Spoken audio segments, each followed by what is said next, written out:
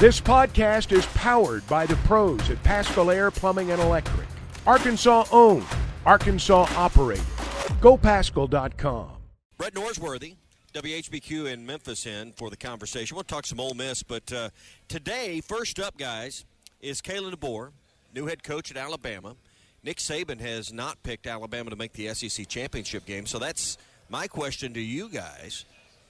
Is Alabama a contender this year? Will Alabama threaten the SEC championship game? They will. I have them third in the SEC. I'm going to go Oppo Taco stats. I'm going to say no. I know Milroe's back for another year, but they lost maybe their best player in Caleb Downs to Ohio State. There's just so much difficulty following the greatest coach of not just a university, but of all time. And I know DeBoer's in a good situation in Tuscaloosa, but I think they'll be like 8-4, 9-3. I know they get Georgia at home, but I don't. Yeah, I thought they were going to drop opener. By the way, I don't think people have also realized that they play Wisconsin, then a bye week, then Georgia. That is their conference opener. I'm going to go the opposite way. I think what Nick Saban has done, because he knows their roster maybe better than Kalen DeBoer to some degree, and certainly better than anyone in this building. I think he's provided a little bit of motivation back to home base. Hey, Coach doesn't believe in us. Reverse rat poison? I think it's what would that be? I don't know. I think that's what he's done. Frosted Flakes? I don't know what I think he's put out a little rat poison for him.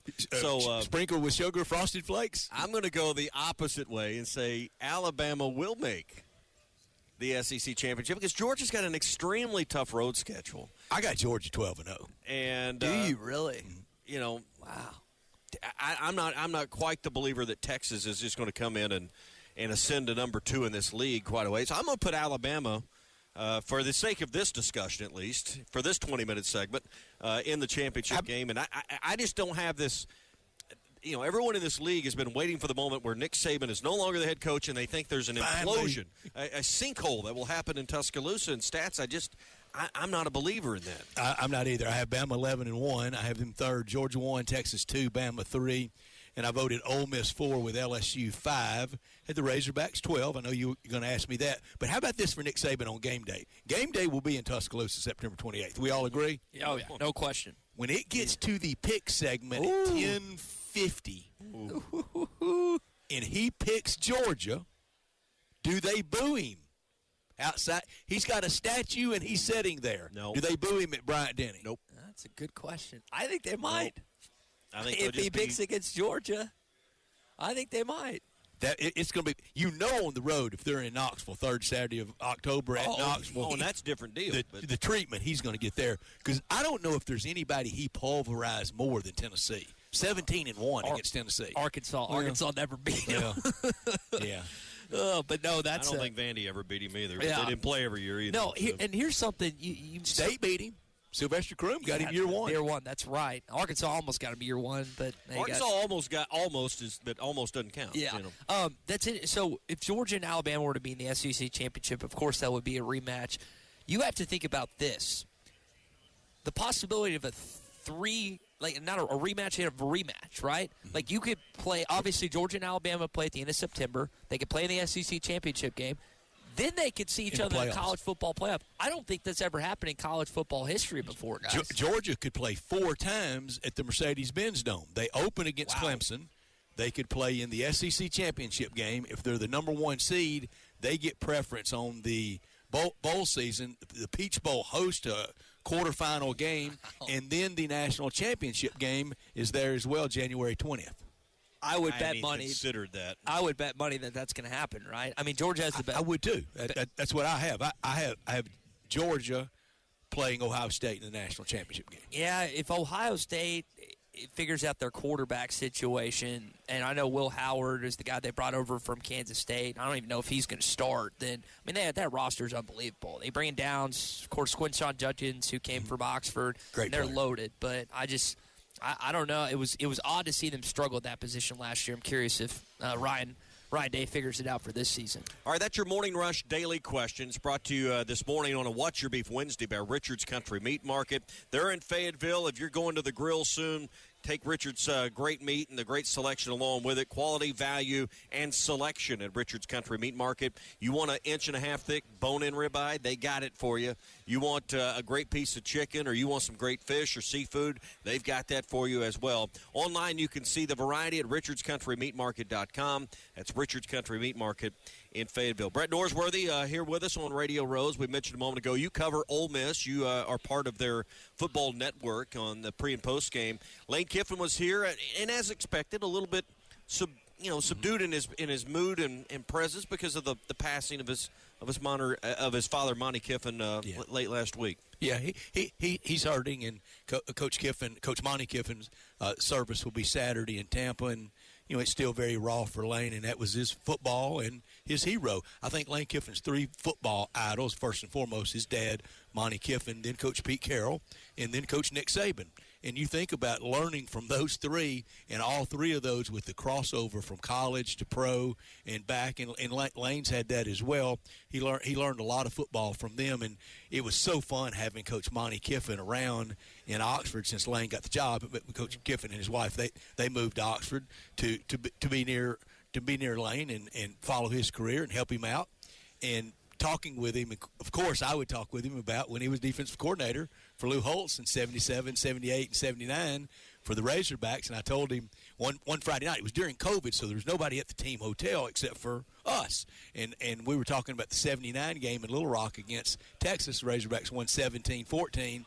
And when the game was over, Monty Kiffin and Randy Weston, your defensive back from right here in the Dallas area, from Sherman, they were celebrating on the field and rolling around on the field in a ball. And it really highlighted how much his players just loved him. And he told me he loved his time at Fayetteville, and he loved working for Coach Holtz. He said the day he was hired, Lou said, Monty, you can run any defense you want. I don't care if you blitz, zone, man. I don't care whatever you run. All I want you to do is get me the ball back. Yeah. That's awesome. Now, you mentioned, again, we're talking about Lane Kiffin. One of the things he also addressed yesterday was his conversation with one of his idols, as you said, Nick Saban. That rat poison term came up. This is probably the most talked about Ole Miss team in quite some time. Ever. And you would know that more than me. How do you think he's able to handle that? And more importantly, how does Jackson Dart in year 3 handled that? They're just so in sync. The symmetry they have over 3 years that at times had been rocky. Getting him from USC, to get Michael Trigg and Dart was big in the portal. Bringing in Howard. Kind of in the infancy of that, and then bring in Walker Howard to push him. But remember, Dart's first year as a starter, the season of 22, he started opening game, and then Luke Altmaier started the second game.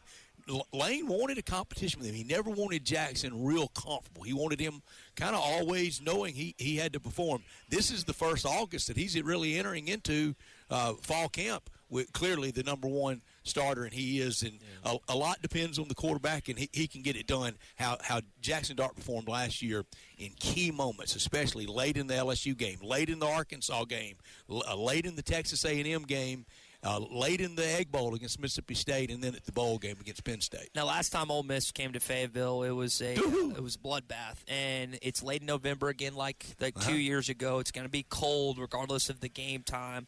I know Ole Miss has not necessarily handled themselves well in Fayetteville, but their roster is far superior to Arkansas's. How do you factor in those kind of areas when it comes to that game coming up in November? Ty, I think history matters. Arkansas has only lost to Ole Miss once in Fayetteville since Ole Miss joined that twice. Twice. David Cup got them, and then Houston in the wild game in 2008, and that atmosphere was off the charts. And 2 years ago, I thought clearly Ole Miss was taking the better team out on the field that night, and looked up and 42-6, 42-10 at one point, and it didn't feel like it was that close. Got it closer for the history books, but it was a absolute mauling. Now that was the week after we had lost to Alabama in 2 years ago, and didn't handle the rest of the year very well. We're 8-1, driving to beat Alabama, and win the game in Oxford, get an incompletion. Time runs out, lose to Bama, lose to Arkansas, losing the Egg Bowl, losing the Texas Bowl, finish the year on a 4-game losing streak. Yeah. So let's talk about the schedule. 4 non-conference games to open, meaning 8 conference games with a couple of byes filtered in for the rest of the way. Similar to what Ole Miss did last year with a soft start or presumed soft start to the schedule. But Ty brings up the Arkansas game, which is sandwiched between OU and Georgia. I think it's a great place for Arkansas to face Ole Miss. But your thoughts on just the beginning of this schedule, having 8 SEC games in a row, and is that a benefit or is that a detriment to Ole Miss in the back half of the season? Well, it's factored in there with, like you said, with those 2 open dates, October 19th and then again on November the 16th. So that helps. But everybody gets the 2 open dates now. It is manageable. I won't say easy. Nothing's easy in the SEC, but this is manageable. You know, not to play Alabama, not to play Auburn, not have to play Texas. I'll take that. Yeah, Missouri might have just the only easier schedule in the league when you look at what Ole Miss has to don't face. have to play A&M. Yep. Again, Brett Norsworthy, there's a guy better known as Stats, 3 at 6 Sports Time on Sports56 across Memphis. Tommy and I were kicking around the idea earlier of Lane Kiffin and if he's going to stay at Ole Miss for a while. Asked Richard Cross, one of your coworkers, about this the other day. The Florida job could come open. Maybe the Alabama job comes open. He brought up the possibility of the NFL. Does he feel like, I mean, you know him, does he feel like he has enough in Oxford to win a national championship? Well, he does, but they got to keep that collective up. I think that will hinge a lot to him staying a long time. If the collective stays, cup runneth over, and right now it is, and our Grove Collective director, Walker Jones, has just done a terrific job, almost the model for off-the-radar type places to create their collective and show that you can be active in it and you can do well with it. If it stays up and he can get players there, he'll stay a long time. Did any of us really believe he would be here for a 5th straight year at Ole Miss? No. So what are they doing with the collective? Because Arkansas has not figured that out. They just announced their 3rd leadership regime with their NIL collective. What is Ole Miss doing that is fundamentally working? Well, Walker played there and then later worked there, and he knows everybody. You've got to get somebody that's fearless with that big donation list, the big hitter list. And I would say Arkansas's got one of the best donor booster lists in college sports that you could go down. You've got to work it. You've got to stay after it. But you also have to have somebody as the head coach that the people can see that the money's being well invested and then well spent. You have to have somebody that everybody will gravitate to. Yeah, I think about kind of what happened for Ole Miss in the offseason. And I don't know the particulars of everything with Quinshon Judkins, but he elects to go to Ohio State. They bring in a couple other running backs. It is, the free agency term that Lane used this week, it is a balance. You're having to figure out, is this guy worth the amount of money that he's requesting, or am I better off getting a couple guys maybe worth that same equivalent? Yeah, you're going to spend $1 million on one or $500,000 on two. That's what it comes down to. With Quinshon at the bowl game, everybody thought everybody was set. Everybody's coming back. And if Quinshon returns, if you think this has been an off-season and a summer of love for Ole Miss, if Quinshon returns, Ole Miss might be number 1 or 2 in some of these. Yeah. It's not way too early anymore in some of these early polls. Instead, 5, 6, 7. We'll see about AP when that's released in August. And everybody thought Quinshon was coming back. Great youngster. Don't believe these stories of discontent and him yow-yowing with his offensive lineman at the bowl game. That is all a load of garbage by fans irritated that he left and that they thought he was coming back. Never fumbles, always falling forward, and plays his tail off.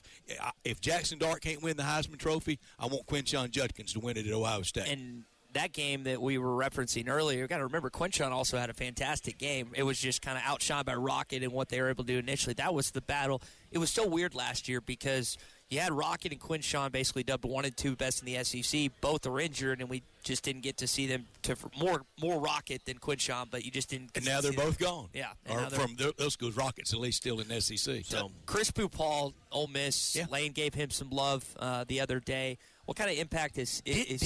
He kind of dodged the question a little bit, I thought, a little bit on Pupal, but we love facing him. And Lane talked about you almost have intel built on the opposing teams. Yeah. And especially in the old West, as much as a catalog on any players. So they loved him, and then when he expressed his availability, Ole Miss and Lane really wanted him because you've got to have a linebacker, big time linebackers, and Ole Miss really hadn't since the 21 season with Chance Campbell. Yeah. Just down the road, Jeff Lebby takes over at Mississippi State. Kind of paint the picture of what the temperature's like in the state. There's a program that hasn't had a lot of stability, unfortunately, with the death of Leach, and then go with Arnett and raise him from defensive coordinator. They're looking to find stability with Lebby. Well, they got it. Jeff Lebby's a great guy. I loved being around him and with him when he was at Ole Miss as much as anybody. And he the development that he had in Matt Corral and in kind of the early stages of Jackson Dart as well, he really had a big touch. He's going to get a quarterback at State. I don't know if it's Blake Shapen or not, but he will win sufficiently there and do him a good job. Yeah, and I think now's the time. But I find it interesting, Arkansas is struggling to get their NIL to where it needs to be. You got two schools in the state of Mississippi, and, how is there enough for both in Mississippi? And it's hard. Can both prevail? Can both be successful simultaneously in a state like Mississippi? Historically, it's been very difficult, and the donor list at State is very good. They got to get somebody to tap into it. Yeah, so it'll be interesting this year. All right, Texas and OU in the league. I know you go. You're a U of A alum. For those that don't know, you go way back with Texas in this league. You go back. It's hard to believe OU back in the Orange Bowl. Yeah. I've got to hear your historical take on a day we've known has been coming for 3 years, but here we are at SEC Media Days with people running around with Longhorns on their hats. I tell you how much I hate Texas. In my vote today, I voted them 16. I can't get over it. It goes way back. The single favorite day I had in college at the university was October 17th, 1981, 42-11 over Texas. Stormed the field afterwards, tore the goalpost down on the south end zone. They wouldn't let us get to the north end zone complex because that was too close to the locker room areas, as you guys know. And I think in the history of Razorback football, my opinion, number one win ever was over OU in that Orange Bowl with everything going on, with the players suspended, and OU just number one and going to cruise in that game to a championship. And also you got to remember in that game, in the bowl practices lead up, Arkansas had Leotis Harris and a defensive back, I think Patrick Matheny. They both got hurt. So essentially they played without 5 starters that night. Yeah. And, just put it on OU, and it was glorious. They were freshmen. That was the number 2 Texas in '81, right? They were number 2. They were number 1. They were number 1. They'd beat OU the week before in Red River and came in just highly touted, and Arkansas jumped on them early and often won big. And that day, the weather was crazy. The beginning of the game was that weird kind of greenish sky, weird feeling. Too hot for October, and that big front moved in during the game, and thunderstorms. They'd stopped that game now 100 times, and played right on, and fantastic finish. And that night, I went home at a late hour, turned left down Maple, headed down Stadium Drive, and the south end zone scoreboard was still on at 4:30 in the morning, 42-11. Brett Norsworthy with us here at WHBQ in Memphis, covers Ole Miss and deep Arkansas ties. You mentioned earlier you had Arkansas picked 12th of the 16 teams. Clearly, you don't think they're going to have the kind of year that Sam Pittman's hopeful for. Well, I have them 6-6, and I could go to 7-5, and I could even maybe entertain the thought of 8-4. I don't go down low like some are fearing, 3-9, 4-8, something like that. Week 2 at Stillwater, as we all know, is really big, and that will be played in sun hotter than y'all have faced all week through these windows. And I've never had to wear suntan lotion for the show, but I have this week. Yeah, and I think they'll beat Oklahoma State, and that will be big for the league. And in the league this year, if you ever wanted to chant SEC, you're going to have the loyalty. Week 1, Notre Dame and A&M.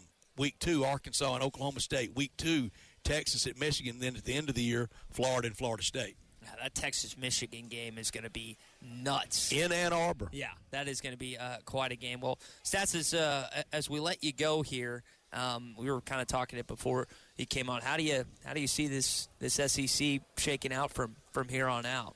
I think we stay at 16 for 2 or 3, 4 years, but it'll eventually change because the Big Ten's they're at 18, they're going to 19 or 20 or beyond, and we'll have to match them. Here's what I hope happens. Let Clemson and Florida State go right. somewhere else. Remember, Florida State turned us down once. Okay. And you don't need them. They don't help your footprint.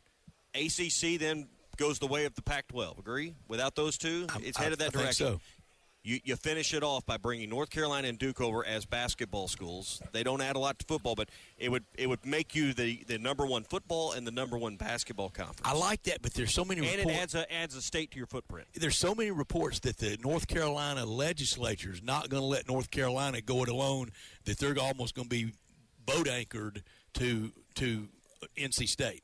Wake Forest too, or just NC State? Wake Forest potentially, and you see some stories of East Carolina. No thanks. Pirates. Well, they'll be on the ship of SS Irrelevant if, if their legislature forces that. Stats, it's always great to visit with you. Look forward to talking to you again, and go eat some great ribs in Memphis for us. I will. Thank you, guys. Rendezvous. You got it. A little rendezvous action. BetOnline is your number one source for all your betting needs. Get the latest odds, lines, and matchup reports for baseball, boxing, golf, and more. BetOnline continues to be the fastest and easiest way to place your wagers, including live betting and your favorite casino and card games available to play right from your phone. Head to the website or use your mobile device to sign up today and get in on the action. Remember to use our promo code BELIEVE, that's BLEAV, for your 50% welcome bonus on your first deposit. Bet online, where the game starts.